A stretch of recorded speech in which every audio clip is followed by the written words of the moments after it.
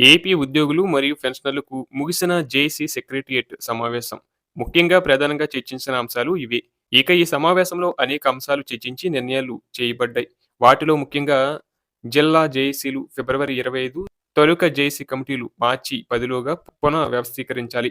అలాగే మార్చి 12న జరిగే సార్వత్రిక సమ్మెకు సంపూర్ణ మద్దతు ఇవ్వాలని రైతు, కార్మిక సంఘాల పోరాటానికి సంఘీభావం తెలపడంతో పాటు ఉద్యోగ, ఉపాధ్యాయ సమస్యలపై మధ్యాహ్నం లంచ్ అవర్ డెమాన్‌స్ట్రేషన్ నిర్వహించాలి. అలాగే అసెంబ్లీ సమావేశాలు ముగిసేలోపు 12వ పీఎస్సీ చైర్మన్ నియమించకపోతే వెంటనే జేఏసీ కార్యాచరణ చేపట్టాలని. అలాగే పెండింగ్ డీఏ, అరియర్ బిల్లులు సబ్మిట్ చేయలేకపోయిన వారివి వెంటనే బిల్లులు సబ్మిట్ చేసే అవకాశం కల్పించాలి.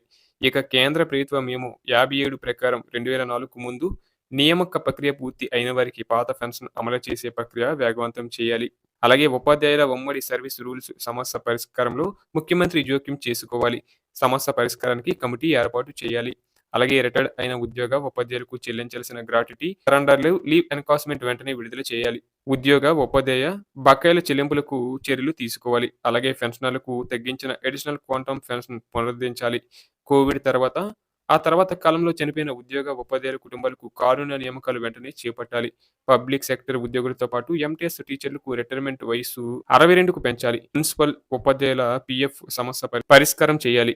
అలాగే మున్సిపల్ ఎయిడెడ్ ఉపాధ్యాయుల సీఎస్ఎస్ అకౌంట్స్‌లో ఉన్న సొమ్ము విత్‌డ్రా చేసుకునే అవకాశం కల్పించాలి. ఇక పెండింగ్‌లో ఉన్న కాంట్రాక్ట్ లెక్చరర్స్ ఉద్యోగుల సర్వీస్ రెగ్యులర్ చేయాలని ఈ విధంగా అయితే చర్చించారు.